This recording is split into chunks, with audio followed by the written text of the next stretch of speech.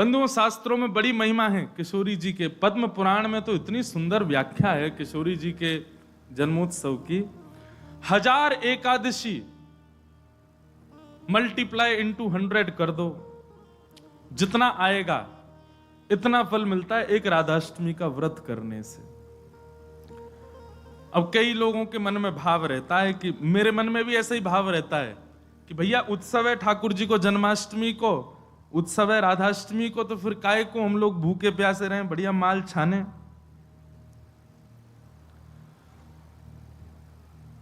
तो भाव तो रहता है, पर शास्त्रों में बड़ी महिमा है।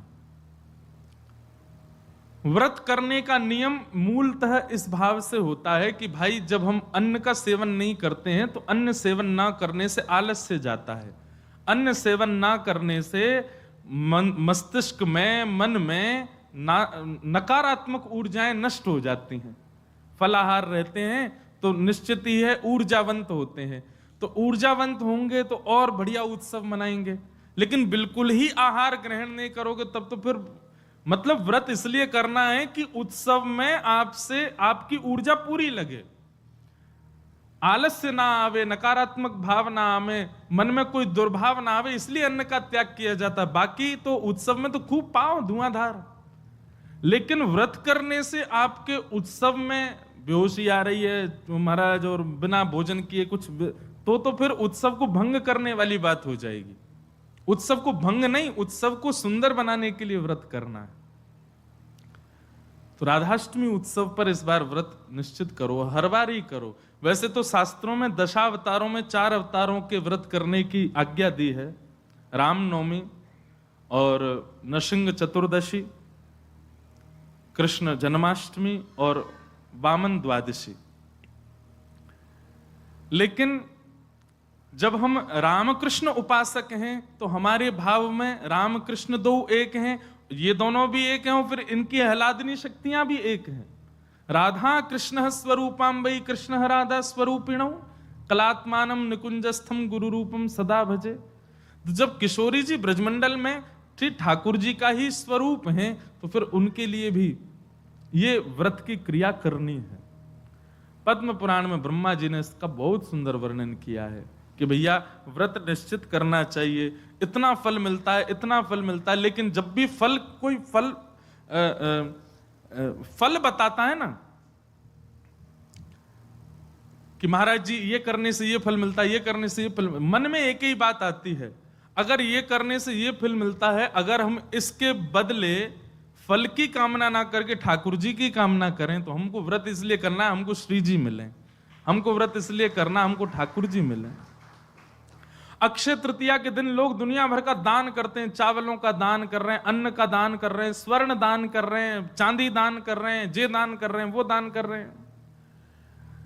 हमारे मन में भाव आता है कि भैया वादना नाम को दान करो, जो राह में मिल जाए वही से कहो जय श्री कृष्ण, जो राह में मिल जाए वही से कहो राधे राधे, नाम दान करते चलो। बोले क्यों? बोले अक्षय तृतीया को कछु दान करो तो अक्षय है जाए, तो हम नाम दान करें, हम ठाकुर जी को भजन दान करें, अरे भक्ति दान करें, अपनी भक्ति अक्षय हो जाए, नाम अक्षय हो जाए, प्रेम अक्षय हो जाए, ऐसी अक्षय तृतीया मनाओ। तो कभी भी आपको किसी व्रत या किसी नियम के पीछे फल बताया जा रहा हो, सुन लिया करो, अच्छा इससे ये फल मिलता है, उस फल को गौड़ करके उस फल के स्थान पर किशोरी जी को विराजमान कर दो। हे किशोरी जी, हम राधाष्टमी को व्रत या मारे करेंगे कि हमको आपकी प्रेम लक्षणा भक्ति प्राप्त हो, आपको प्रेम प्राप्त हो, इसलिए हमको व्रत करना है। तो राधाष्टमी उत्सव इस बार भागवत कृपा निकुंज में गिरधर लाल जी का मनाया जाएगा। सुबह 9 बजे से क्रम रहेगा, 8 बजे द्वार खुल जाएंगे, आके बैठ जाना। 9 बजे फिर अभिषेक होगा, टीवी हम लगवा देंगे 2-4 ताकि लाल जी दिखें आप सबको, और फिर उसके बाद बधाई गायन उत्सव आदि चलेगा। 10-11 बजे तक का क्रम रहेगा, ज्यादा लंबा नहीं, छोटा ही क्रम रहेगा। और क्योंकि व्रत रहेगा तो केवल पंचामृत मिलेगा पीवे को, खावे को कछु ना देंगे हम। प्रसाद भी रहेगा, सब लोगों को थोड़ा थोड़ा प्रसाद बाहर ही मिल जाएगा। फिर उसके बाद राधा वल्लभ जी जाइयो, वहां पे ऊधम मचाइयो, बिहारी जी जाइयो। और सुनिए, राधाष्टमी को हमारे ब्रजमंडल के रसिक शिरोमणि स्वामी श्री हरदास जी का जन्मोत्सव है।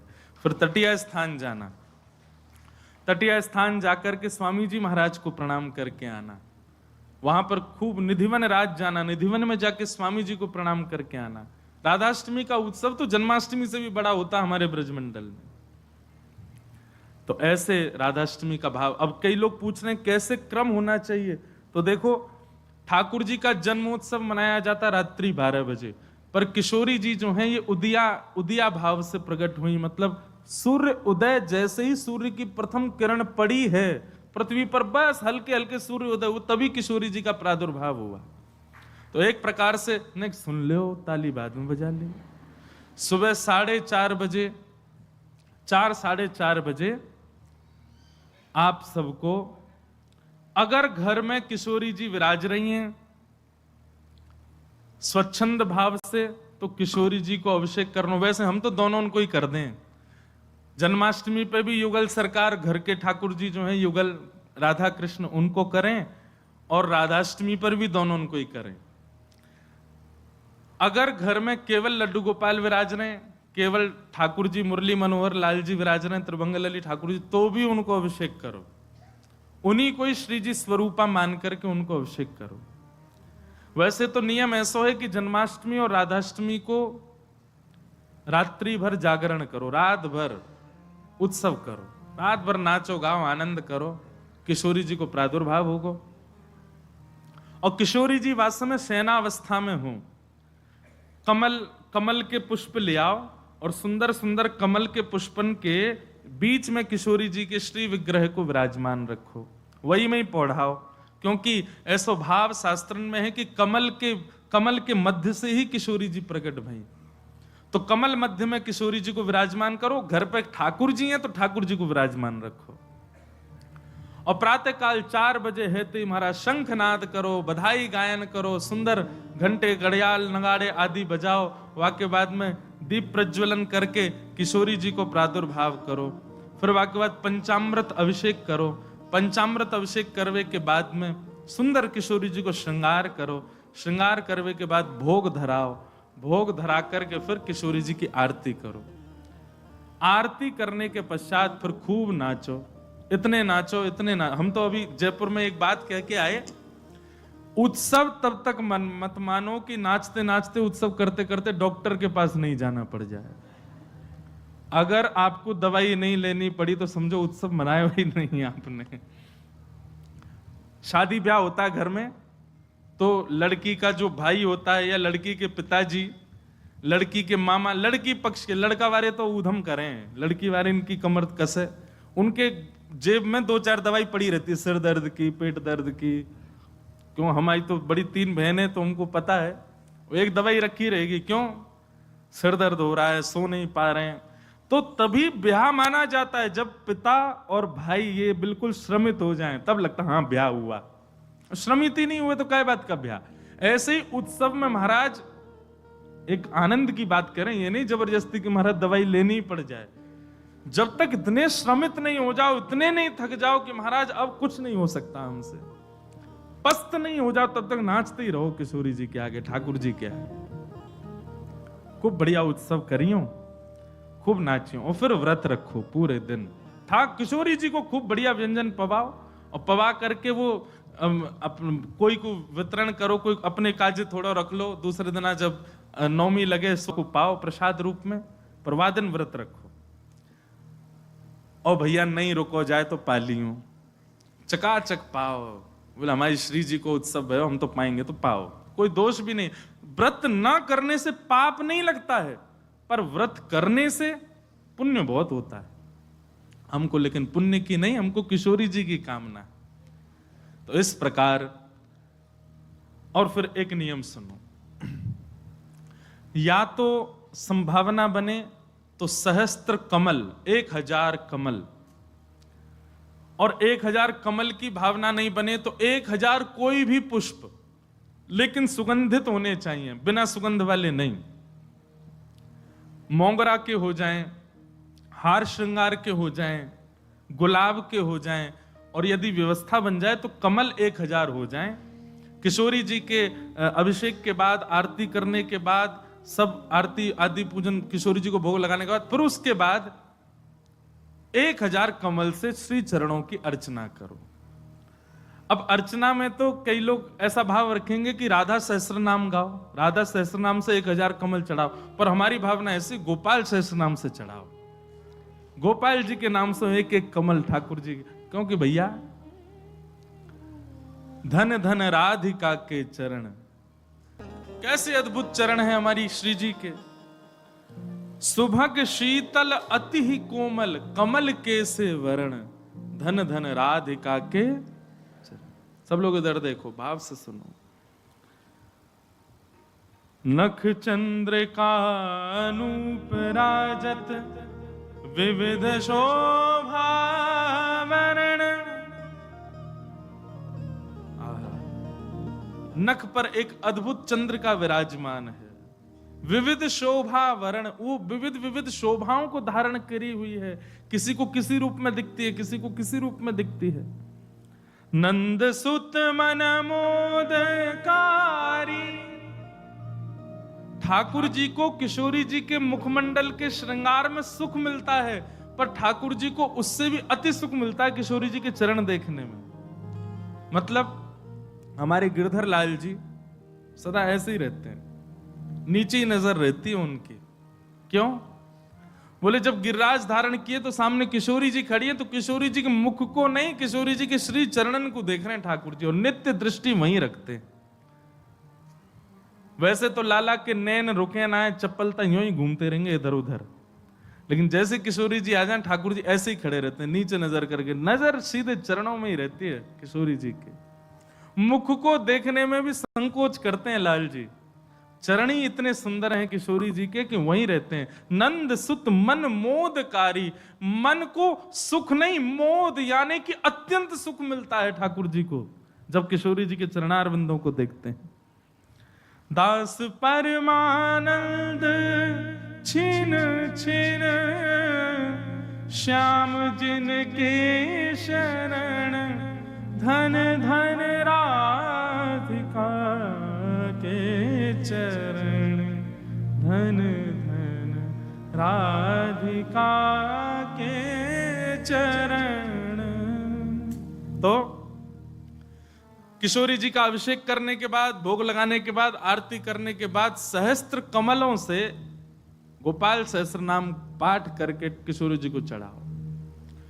और वैसे तो देखो भाव बहुत सारे हैं, पर मेरा भाव तो यह है कि ठाकुर जी के नाम से किशोरी जी के श्री चरणन में पुष्प अर्पित करो। पर यदि राधा सहस्त्र नाम से भी करोगे तो कोई दोष नहीं, बल्कि किशोरी जी तो सब सखियों से कहती रहती हैं, बोले कि हमारे बीच में रहो तो राधा राधा नाम उच्चारण करते रहा करो। तो ललिता जी ने एक बार पूछी, बोले हे श्यामाजू, आपके निकुंज में बैठ करके राधा राधा क्यों बोले? आपको इतना प्रिय अपनो ही नाम? बोले मुंह को प्रिय ना है, तो बोले मेरे चित्त में श्याम सुंदर बैठे उनको प्रिय है। तो राधा राधा आप उच्चारण करेंगे तब मेरे चित्त में विराजमान ठाकुर जी सुनेंगे तो उनको सुख मिलेगा, उनके सुख के लिए मेरो नाम गाओ। तो यदि राधा सहस्त्र नाम से भी अर्चना करो तो भी ठाकुर जी प्रसन्न होंगे, और गोपाल सहस्त्र नाम से करो तो श्री जी प्रसन्न होंगे। तो दोनों भाव से आपको जो बढ़िया लगे। और कई भगत तो ऐसे भी यहाँ बैठे हैं, वो तो 2000 कमल लाएंगे, पहले राधा सहस्त्र नाम फिर गोपाल सहस्त्र नाम, दोनों उनको प्रसन्न कर देंगे। तो इस प्रकार किशोरी जी का भाव रखना और फिर पूरे दिन बढ़िया उत्सव मनाना। यहीं आ जाना 9 बजे, फिर राधा वल्लभ जी जाना, तटीय स्थान जाना, पूरे दिना ब्रजमंडल को ही रखियो वादना, तो ब्रज तज और कोई भावना चित्त में आवे ही नहीं। ऐसा भाव किशोरी जी के जन्मोत्सव पर रखिएगा। आप सब लोग खूब भाव से राधाष्टमी जन। और एक बात तो मैं भूल ही गया, हाँ, दान जरूर करना। ब्राह्मणों को बुला करके, घर में कुछ संत जनों को बुला करके, स्वयं मत पाना पकवान, उनको पवाना, उनको खूब दान दक्षिणा देना। काय बात की? बोले बधाई है, हमारी लाडली जी प्रकट भई है, वाकई बधाई बांटते रहो। नहीं तो कछु नहीं चले तो 10-10 की गड्डी ले लियो और पूरे टम्पू और रक्सान में घूमते सबन को बांटते चलो, लो भैया हमारी लाडली जू की बधाई है। अरे उत्साह, ये तो मैं बता रहा हूं मंच से, ये बताने वाली बात नहीं, आपके मन में अपने आप आनी चाहिए ये सब बातें। हमारी लाडली जी प्रकट भैया, हम कहा करें आज।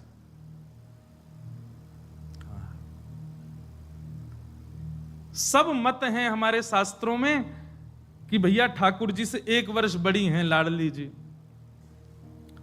कई भाव ऐसे बताए जाएं कि 1 साल बड़ी हैं, और कई भाव ऐसे बताए जाएं 15 दिन छोटी हैं। पर अधिकतर ब्रजवासी 15 दिन छोटी वारो भाव ही माने।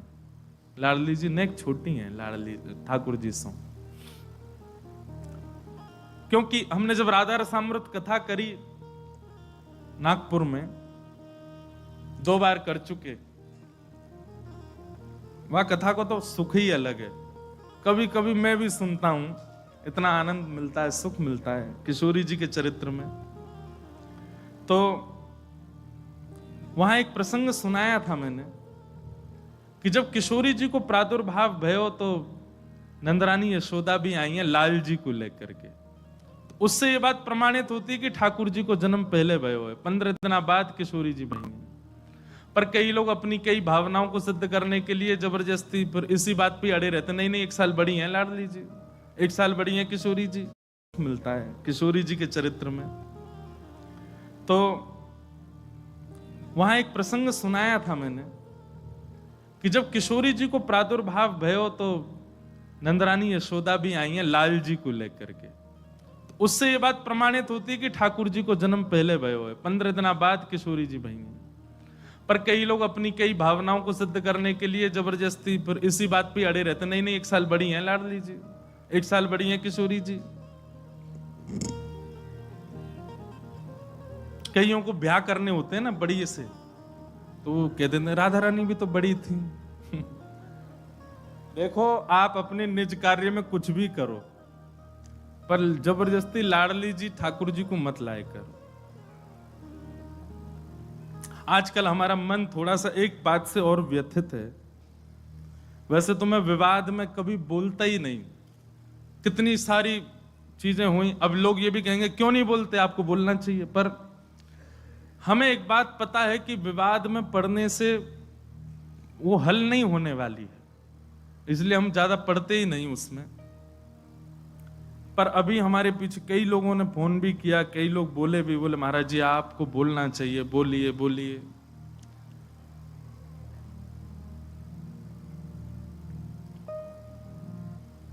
अभी कुछ जो हमारे आजकल के लोग हैं ना, कुछ वेस्टर्न कल्चर को फॉलो करने वाले, अब वो वृंदावन की तरफ रुझान तो रखते हैं, पर रुझान किस लिए रखते हैं, उसमें भी व्यापारी दिखते हैं। कोई ऐसी कंपनी है जिसने अपने वस्त्रों के बेचने के लिए हमारी ब्रज की लीलाओं का भाव रखा। एक विचार करो मन में, हरिराम व्यास जी की एक पंक्ति में लगभग हर कथा में गाता हूं, और उस पंक्ति में एक बात हरिराम व्यास जी कहते हैं, जहां श्री राधा चरण रेणु की कमला लेत बलैया। कमला यानी कि लक्ष्मी को भी किशोरी जी की स्वच्छंद बलैया लेने का अधिकार नहीं है।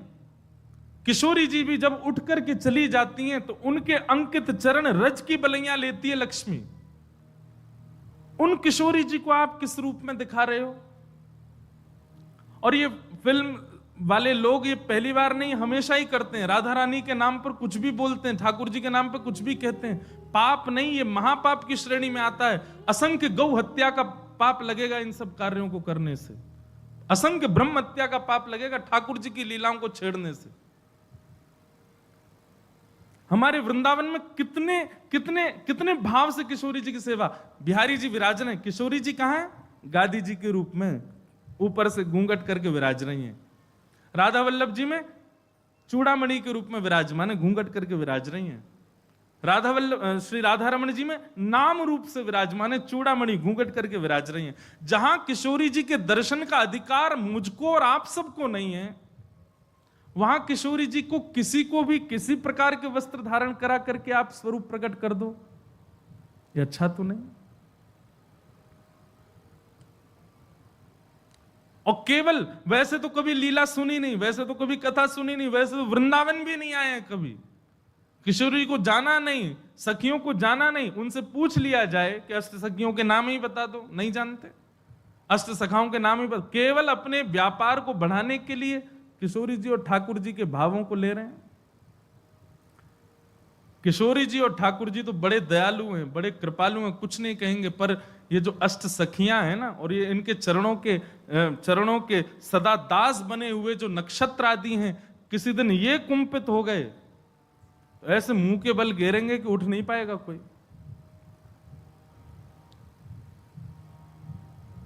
हम प्रार्थना ही कर सकते हैं कि भैया इस प्रकार की ठाकुर जी के भावों को छेड़छाड़ मत करो। हमारे वृंदावन में 40-40, 50-50, 60-60 साल व्यतीत कर देते हैं महापुरुष, मधुकरी पाते हैं, यमुना जल में स्नान करते हैं, सर्दी गर्मी कुछ भी हो फिर भी भोर में मंगला करने के लिए जाते हैं। इतना शुद्ध भाव ठाकुर जी और किशोरी जी के प्रति रखते हैं, तब भी जाकर के राधा तत्व को पहचान नहीं पाते। और आप लोग कभी कथा नहीं सुनते, कभी लीलाएं नहीं जानते, कभी वृंदावन नहीं आए और सीधे केवल अपनी वस्तुओं को बेचने के लिए ठाकुर जी का आश्रय लेते हैं। जितने भी युवा श्री किशोरी जी के आश्रित हैं, जितने भी युवा वृंदावन से जुड़े, बड़े बूढ़ों को हम तंग नहीं कर रहे, युवाओं से कह रहे हैं, जितने भी युवा वृंदावन से जुड़े हैं, जितने भी वृंदावन के भाव से जुड़े हैं, वृंदावन का प्रसाद एक बार भी जिह्वा पर धारण किया है, किशोरी जी का नाम उच्चारण करते हैं, उर्दपुंड ब्रजरज अपने माथे से लगाते हैं, सब लोगों से हमारी प्रार्थना, आपका नाम जप, आपका व्रत, आपकी एकादशी, आपका वृंदावन आगमन सब व्यर्थ हो जाएगा यदि इसका विरोध नहीं किया तो। किशोरी जी के भाव में सब लोग आगे आइए। कुछ दिन पहले भी विवाद हुए थे, परंतु ये ज्यादा है, ये नहीं तो हमारे फिल्म जगत के लोग तो कभी भी कुछ भी करते हैं, राधा रानी पे ऐसे ऐसे फूड़ गीत भी बना देते हैं, उनके स्वरूप को कुछ भी दिखाते हैं। हम सत्य बताएं, मंच से पहली बार कह रहे हैं, आज तक श्री रामानंद सागर जी के द्वारा बनाई गई रामायण और पुरानी जो महाभारत थी उसके बाद जितने भी राधा कृष्ण या कोई भी ठाकुर जी के नाम से सीरियल भी बने हैं ना, किसी में रुचि नहीं आई आज तक, क्योंकि वो रूप आया ही नहीं जो आना चाहिए था। और हम एक और घोषणा करें, जैसे भक्ति पथ है ऐसे भक्ति पथ का एक और चैनल बनाया जा रहा है, क्योंकि आजकल के बच्चे जो हैं फोन एडिक्ट बहुत हो गए हैं। अधिकतर घरों में देखा गया, दूध नहीं पी रहा तो उसके सामने कुछ भी चला देंगे, वो देखता रहेगा कार्टून और फिर उसके बाद में उसको खिला देंगे, पिला देंगे, जो भी करेंगे। तो हमने एक भाव रखा, जितनी भी लीलाएं ठाकुर जी की बाल्यकाल की सुनाते हैं कथा में, उन सबको कार्टून रूप में करके फिर उनको यूट्यूब पे डाला जाए।